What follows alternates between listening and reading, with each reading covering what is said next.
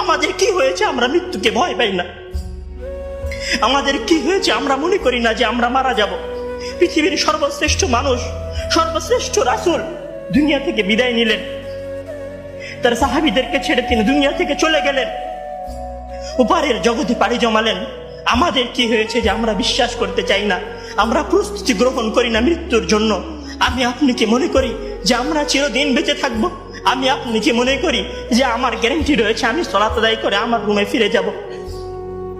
বিশ্বাস করুন হে আমার ছাত্র ভাইয়েরা, অবশ্যই আমাকে আপনাকে একদিন মৃত্যুবরণ করতে হবে, আমাকে আপনাকে একদিন এই দুনিয়া ছেড়ে চলে যেতে হবে।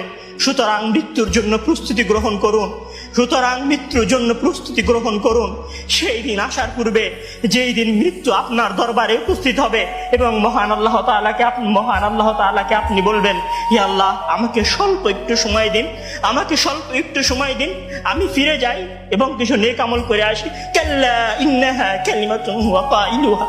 তখন মহান আল্লাহ তাআলা বলবেন, কোনো সুযোগ নেই, এটা তো তার মুখের কথা মাত্র, সে ফিরে গেলে আবারও আমল করবে না, সে ফিরে গেলে আবারও আমল করবে না।